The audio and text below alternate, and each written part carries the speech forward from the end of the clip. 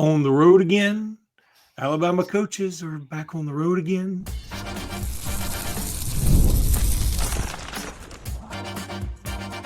You are Locked On Bama, your daily podcast on the Alabama Crimson Tide. Part of the Locked On Podcast Network, your team every day. Hey, everybody, and welcome back into Locked On Bama, AHSA Radio Network's Luke Robinson. That's me. Alabama internet legend Jimmy Stein. That's him. This episode is brought to you by GameTime. We'll talk about GameTime in just a little bit. I want to thank you everydayers for being here every day. Thank you newbies for being here today. And thanks everybody for making this your first listen every single day. Jimmy, the Alabama coaches are back on the road this coming week. I know Elbert Hill is going to be one of the big stops. Of course, he is a top 100 player, really more like a top 50, top 30 player, depending on he's a dude. Where you look. He's a dude in Ohio. He has certainly given Alabama a good look here. But talk about some of the guys that we're heading to see. I know Trey Bell, who's a Florida State commit, is another guy that Alabama is going to see. But they're going to be on the road again, as Willie Nelson once famously said. What I get most excited about, Luke, is, we get this idea once we start hearing about guys in the next class, and then maybe like on BOL, Bone puts up the list. These are the guys that have been offered. And we kind of have a general idea of what the rankings are, who's top 30, who's top 100, who's top 250. But what I really like about what's going to happen starting this week is things change. New names are added. Some names even fall off the list. Coaches are literally, they call this month, or they used to call it the May evaluation period. Then the dates changed. I think now they just call it the evaluation period. But that's literally what's happening. The coaches are on the road evaluating these players, and some guys with big reputations and previous thoughts that, hey, this is going to be a highly ranked guy, they plummet a little. And then these new names come up. I just want to remind everybody that it was literally 1 year ago tomorrow that Nick Sheridan went to Dallas and saw Keelan Russell in a high school practice on that day. And Nick Sheridan hit the alarm bells. Like, this is the guy. This is the guy I want to coach. This is the guy we should want. And as we all know, the rest is history in terms of what happened with Keelan the rest of the year. But up to that point, up to that day, he was a 3-star committed to SMU. And as much as we're still talking about that a year later, and it sounds like a spectacular story, it's really not that unusual at all. There will be new names we haven't heard of, that become high priority guys, not just for Alabama, but for everybody else. So the coaches hit the road, they find guys. They certainly find guys in the future, the 27 class, the 28 class, but they find guys in the 26 class. Kids change fast at this age. They develop quickly. Some are slow to develop. Many develop quickly, and they weren't too good 6 months ago, and now they're really good. And that is commonplace in high school football. Developmental sport, high school, a lot of kids develop, some slower, some faster. But what I'm excited about, Luke, is not necessarily these names that we've already gotten to know, like Elbert Hill and Trey Bell being great examples of, okay, these are guys we know. These are guys we know Alabama's interested in. Who are we going to learn about this week, the next couple weeks on the road? I know my area, Mobile, pretty well, just because I always have taken a huge interest in it and have some contacts and watch a lot of huddle, and I go to some high school games in the fall. So I take a huge amount of interest in it, but that's just one little tiny corner of the world. Alabama's coaches are responsible for the entire contiguous 48 states, and I assume Alaska and Hawaii too. So what they're responsible for is just massive. So I can't wait to learn these names myself. If they're not from my little corner of the world, I probably haven't heard of them if they're a new name. Okay, first of all, you inspired me to go look. I mean, that's wild. It seems like there should be some kind of school is out anniversary for Keelan Russell, being found by Nick Sheridan. But he committed to Alabama on June 4th of last year. I just looked it up. So, I mean, about 5.5 weeks, plus or minus, after we decided, hey, this is our guy, he committed. So I suspect that's, we may see some commitments after a month or so. And, again, the whole recruiting timeline that you and I grew up with. And again, you and I were recruiting heads before people were, into recruiting. It was like our crack. I mean, I guess it's better than crack in a way, but I hope so. Our wives. I wouldn't know. I wouldn't know, but To you be know honest. what? Maybe we should give it a shot just to be sure. Yeah, Um, I hear good things. um, yeah, they're doing good things with it. But you know, our whole timeline used to be, I mean, it was a lot more solidified about everything. Now Mhm. you don't know what's going to happen between hither and yon, and anybody could transfer. Even in the middle of a commitment, somebody could decommit and get in the transfer portal. I mean, it's just weird stuff. Yeah. But so let's talk a little bit about some of the guys we're going to see. We mentioned Elbert Hill. What do you Mhm. think Alabama's chances are with him? We haven't talked about him a ton recently, but he is a guy that is universally loved. Yeah, he's a stud. He's a 5-star candidate, and I think everybody right now is just more of a candidate than an actual 5-star because we're kind of moving into what I would call the early second quarter of recruiting rankings. Recruiting rankings. This class, the rankings will not be finalized. They will not truly matter until next February. And there's markers along the way that are important. And this is an important marker, the evaluation period, when there will be a lot of new offers, a lot of new interest, a lot of new names. So, but Elbert Hill is one of these guys that's kind of already pretty established. I've seen the tape. He's a 5-star type guy. I don't think this is a guy that's going to plummet at all. I think he'll continue to be highly valued. Um, I think Alabama has a very realistic shot here. Let's just keep in mind that Alabama's already got 2 corners in this class, in Jordan Edmonds from Atlanta and Zion Gibson from Gadsden. Who's a This 5-star? who's a 5-star, and Jordan Edmonds, who's a 5-star candidate. Elbert Hill, No, other way around. oh, Other is way it around. other way around? Okay. Yeah. Elbert Hill is absolutely as good as those two. He's in that group and belongs in that conversation. But how many corners can Alabama take? On the one hand, yeah, you take all these guys because they're freaks. On the other hand, you start stacking them up, and now the next guy's like, gosh, you already got Gibson. You already got Jordan Edmonds. I mean, is there going to be a spot for me? I mean, I don't want to get squeezed out Yeah. of playing time in my own group. Now, that said, DB's not like quarterback. You can sign more than one because you play more than one. Alabama starts 3 guys who are technically cornerbacks. I mean, you corner. The Husky can be a corner too. Corners can grow into safety and play those spots. So corner's a little different. You can oversign there, and I think most kids are good with that. But it is just something to pay attention to when you've already got 2 commitments. Now the next guy's kind of harder to get, no matter how good he is. Now you want these kids confident. You want them like, hey, nobody's going to beat me out. I mean, that's what you want. And most of these kids are like that to an extent, but they're also reasonable, and they have people in their ear, that maybe, hey, that might, why don't you go to this other place that doesn't have any corner commitments, So we'll see what happens with him. Alabama's chance, I would call, considering he's from Ohio and has all of the big offers out there that you would guess, I consider Alabama's chances, I would call it very realistic with Elbert Hill.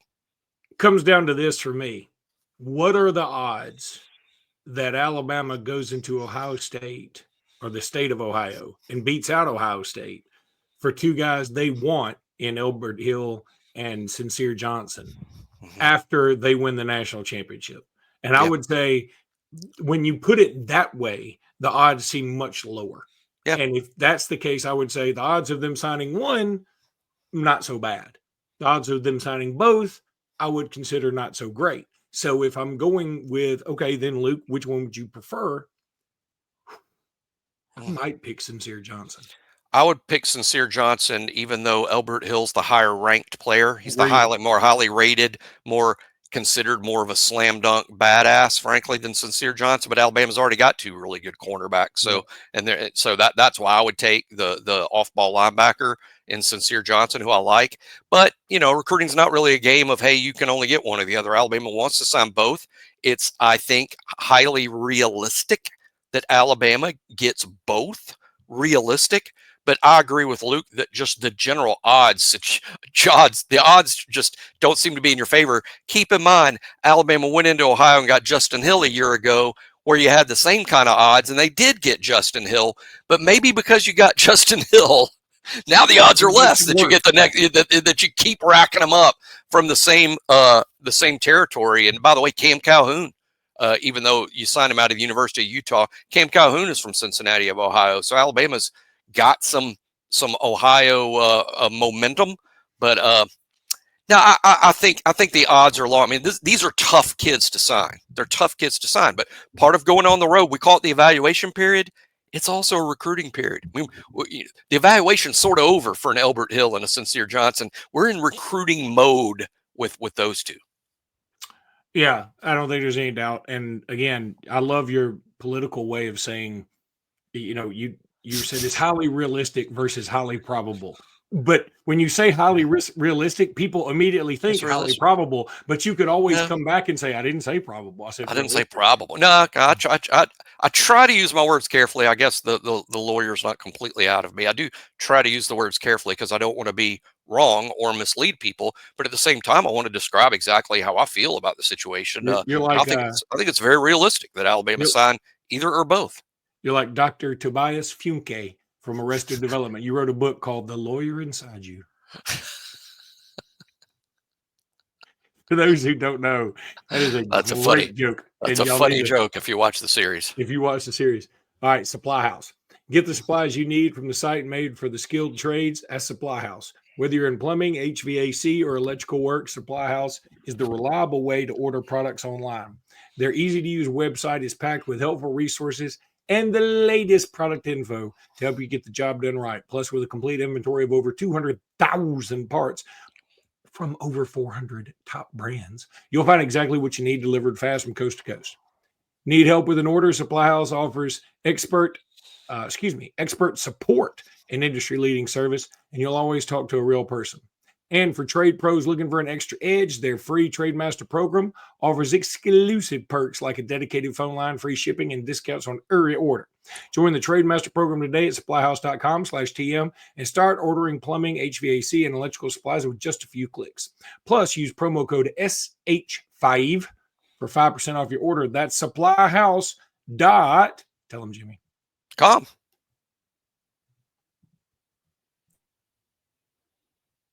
I really need to give you more of a warning when I'm going to do that. No, well, I know the line. I don't have to go line. Catching on. That'd be funny though if I did. I might do that next time. Line. You know what? I wanted you. All right. So college football has come out with a new rule. And you say, "Oh, what's Locked On Bama?" It has a lot to do with Locked On Bama because we have seen, especially in the SEC, it seemed like people take advantage of, "Hey, we want to slow an offense down. Let's fake an injury." We did it once. We have done it before. We did it once. Well, I thought it was pretty obvious. That's what we were doing. I was kind of embarrassed about it myself. But I guess everybody else used to complain about people doing it, and then Auburn did it incredibly famously several times. One notable one against Arkansas that I remember. So I mean, even the people that used to do it, but I mean, I get it because it's sort of like everybody else does it. It's sort of like recruiting, where if somebody's going a little bit over the top, you got to go over the top too, because if you don't, you ain't getting the You're gonna fall behind. Zero-sum game. So that's why I'm not mad about it. That's why I wasn't mad about it, because everybody else does it. I mean, gosh, we get short end of the stick on that all the time. So maybe it was about time we did it. But when it happened, I'm like, man, this is just I didn't like it. So uncool. I didn't like it at all. But the rule now, okay, now I want you to explain it to me more. You're the law talking guy, so you might know me. But so the rule seems to be that once the ball is spotted. And that seems to be that's the key. Pretty serious stuff. Once the ball is spotted, if a player goes down with an injury and can't get off the field or whatever, then and if the medical personnel has to come out, you either lose a timeout or you're penalized 5 yards. I'm cool with that, but the whole verbiage of once the ball is spotted, okay, what if a team? If I were a coach, I'd just say, hey, look, if we give up a big play and there's just a few seconds left and we need to set up a defense or something, go down before Just go down immediately. Go down before they spot the ball. Yeah. Because that would be number one. But now that does take a little of planning ahead, wherewithal. You got to have a court awareness, as they say, field awareness, I guess, in this case. But you didn't like the rule, and it seemed like for other reasons. What were those reasons? Well, I don't like the rule for the reason that you just cited. I don't like it for a couple of reasons, but for the rule you just cited, it doesn't say anything about what happens when you fake an injury before the ball is spotted. And it doesn't give the officials any sort of punishment or penalty or something you can do about that. And I think that the coaches that are predisposed to coaching and acting in this way are just going to get their kids to do that. Secondly, what I don't like is what happens when the player has an actual injury. A player is actually hurt and needs medical attention. Coaches don't want to lose their timeouts, much less 5 yards. So those kids will be taught, I don't care how you're feeling. I don't care that you're hurt. You can't go down. You got to play through it or somehow get off the field, even though, 17 of your bones are broken. I'm not sure that this rule took completely into account player safety because sometimes players are hurt. So what I didn't love about the rule is the fact coaches can continue to take advantage of with fake injuries because they can do it before the ball's spotted. And secondly, when a player actually is hurt, he's going to be coached not to go down on the ground and get the medical attention he needs. So I don't like the rule for both of those reasons. And I'm not sure. Now, is this an improvement over what we had? Probably. Let me just say this before I just say, I hate the rule and this is dumb. We should have done something else. I guess my take is this. I need to see this in action before I think this was the right thing. I'm not sold that it is, but once the games start being played and we see this rule implemented, I might agree. Hey, this was good. I think they solved it. This was nice. This is an improvement. This is fine. I'm just leaving it out there that I'm not convinced that this is good. And I think I prefer a different rule that says all game long, not in a stop the clock situation, all game long, when a player is injured and gets medical attention on the field and the clock is stopped so the player can get medical attention, that player cannot re-enter the game until that series has concluded, that possession has concluded, whether you're on offense or defense. Because I think, that will also affect the going down stuff and the fake timeouts. And it's also in the name of player safety, because I would say that I know that some players go down and they're just very briefly dinged up, and after a little attention, they're fine. I would just say in the name of player safety, I'd just soon have that player sit out a few more plays. If he needed medical attention, he should probably sit out more than a play. I think he should sit out several plays to make sure that he's fine. So I still like that but I'm up for seeing this in action, seeing the actual new rule in action. Maybe I'm wrong and they're right. Wouldn't be the first time. So let's see. So you're up for changing your mind here, which I appreciate. I think you and I both thought that the way to go would be, all right, if a player goes down, he's just out that series. I guess it's that series for that particular team, not just 4 downs. I mean, that possession, that drive. Now, if that drive means, if on the next play they fumble and you get the ball, then your guy's in next defensive. I mean, again, right. I think there's got to be something done. We all agree there, because it is bad for the game. It's a bad look. It is. They had to do something. It is essentially flopping, which we all hate in basketball too. We hate flopping. I'll be honest with you. Now that he's graduated, I can say this, or not graduated, he's ended his eligibility. He's probably graduated too. Mark Sears threw his head back every time he went in the lane. Every time. Yeah. As if he was hit every time. In the head. Yeah. And sometimes it worked and sometimes it didn't. And while he was on my team doing it, I was like, okay, I can live with it. I'm not going to complain. But now that he is gone, and I love Mark Sears, and I think he's an all-time great in Alabama history, I'm like, I wish we wouldn't teach people to do that. Because you are teaching people, hey, fake a foul, and that is against the spirit of the game. Yeah, I'd rather not fake any fouls, and I think you're more and then react when you get fouled. You're more likely to get the call. If you're constantly doing it, it's a boy who cried wolf situation, and maybe now you're not getting calls when you should. Agreed, and I think that happened to him towards the end of the season. In the NBA, don't they still fine people in the NBA for flopping? If the lead offense lets you flop, you get fined. LeBron James was notorious for it. And again, another reason why, in my opinion, Michael Jordan's always going to be better, because LeBron James would just, just everything was like every time somebody just breezed by him, it was like he, I can't feel my legs. I mean, come on, man. I mean, you got to be a little better than this. But we'll see how this rule does. It'll be interesting how it goes through this year. Game time. I tell you all the time, I don't even have to look at the sheet to tell me about Game Time, because I've used it so much and I love it so much. I've used Game Time all the time. They should call it all the time for all the times I've used Game Time. But if you use Game Time for the first time and you want to use code Locked On College, you get $20 off that first purchase. That's a big deal. But I'm going to tell you something. The $20 isn't going to be what gets you coming back. The customer service, the accuracy, the good seats, the best prices, that's going to be what gets you coming back. The ease of the app, that's going to be getting you coming back. So go to Game Time, check it out. Look, we got stuff coming up for next year. I'm about to start looking into some Missouri tickets. Guess where the first place I'm going to go? Game Time. I got to do it. I'm going to be looking for Florida State tickets. First place I'm going to go. Game Time. Maybe the second place, because I do have a friend that usually has some extra tickets, so I might go there first. But he doesn't have an app. That's fair. So that's fair. That's fair. I think even Game Time be like, look, we get it. Take the free tickets from a friend over there. You can get it. All right. But otherwise, if you don't have a friend with free tickets, I say Game Time and do it all day, bro.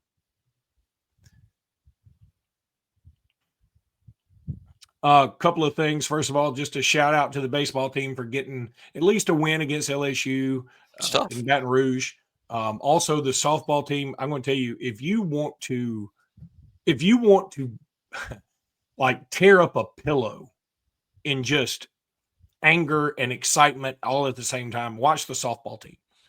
I'm not a big softball guy, but I watched a lot of this Alabama softball series because it was on some of the ESPNs. And Alabama wins, I think, the first game of the series, and they lose the second game or vice versa. I can't remember. Yeah, they did. That's right. But then the third game, nobody scores. We score top of the seventh. Top of the sixth, I think. Top of the sixth. Okay. Then they score twice. So I'm like, oh, man, we blew it. Then we score twice, top of the seventh, in dramatic fashion. Then they score twice to beat us in the bottom of the seventh. It was frustrating. It was great theater. It's just I hated it for the softball team because I have to remember Florida's number 2 in the RPI. They're really, really good, and it's not embarrassing or anything. But we should have won it, Yeah. But anyway, I don't know what the real number is, Luke. I swear it's correct. This is evidence. One of my few good takes. This is evidence that the softball team is much better than the critics say. And the losses, I think they've blown leads in like 75 or 80% of these losses. They've blown the lead. They've had the lead and blown it. That's evidence that they're better than the critics say. But this is also true.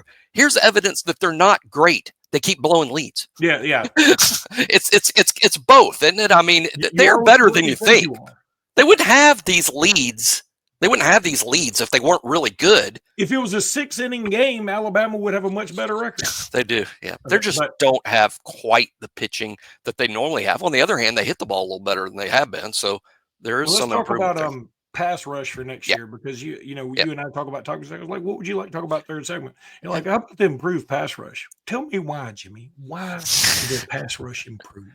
I think LT Overton is in one. To use one example, here's two guys. LT Overton is going to dramatically increase his sack total. I'm really confident that that's the case. Of course, it's easy to say. He only had 2 last year, but I think he's been a half a step, literally a half a step short last year of an 8 to 10 sack season. I think he makes up that half step in his senior year as he gets more burst, in better shape, better quickness, a whole nother year playing this position, which he was playing for the first time last year. I think LT Overton increases his sack total. Here's another guy that will. A guy that's really working on his pass rush through the spring, who made strides, is Quay Russaw. Quay had a really interesting redshirt freshman year where at times you were like, wow, this kid is going to live up to the hype. And then there would be other times where we'd play like 2 whole games and you'd go, did Quay Russaw play? I mean, did he play in that game? I mean, he would sort of disappear, and then other times would sort of flash that 5-star tool set he's got. He says what his biggest personal disappointment from last season in terms of why he's disappointed himself is pass rush. And that's what he's worked on. And he's worked on it to the point that he's been elected to the leadership council by his teammates. And I think that is about being a leader. But to me, you're not being a leader unless you're setting an example on the field. I think it's evidence that Quay Russal's working his butt off on the field to improve that pass rush. His teammates notice these things, and it's why he's been elected to leadership council. I think those two alone improve Alabama's pass rush, but I also think James Smith being a full-time starter at defensive line, a guy that hadn't been a full-time starter, I think he's going to prove to be a quality interior pass rusher, which is something Alabama's missed a little bit. So I see Alabama, Luke, as being a high-quality pass rush team, not just improved, but one of the better pass rush teams in the SEC. Not the best, but let's go, 4th or 5th best in the SEC means you're pretty dang elite in 2025. What about anybody from 8A that made you think that besides some of the guys you already mentioned, Yeah. or maybe Justin Hill or something like that? I'll shock you with this name, Keon Keely. Are you shocked? Ooh. Yeah. You shocked me in a good way. Yeah.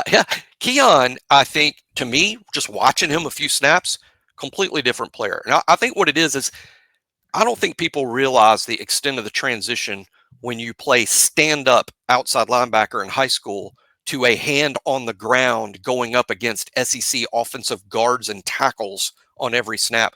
The transition that takes in terms of how you play football, your technique, most importantly, the fact you've got to add about 30 or 40 pounds of good weight, which takes a hot minute. But he looked comfortable to me. To me, It doesn't take a hot minute. Oh, you said good weight. You said Good good weight. I was going to say, I've did it since last summer. Look at me. It did, yeah. That was a hot year. It was a year of hot wings. But Keon, I think Keon Keely is going to become he's behind LT Overton at that position, although Alabama does sometimes play two bandits. He's also got to deal with Jordan Renaud on the depth chart, who's a really good football player. But I think Keon Keely this fall becomes a significant player at Alabama, not a starter, not one of the best players, not one of the, you can depend on him to get a sack a week, but he'll become a significant player in the rotation finally. That's what I saw this spring from Keon. All right, that's going to do it for today's podcast. We'll be back tomorrow with more. Until then, roll tide, everybody. Roll tide.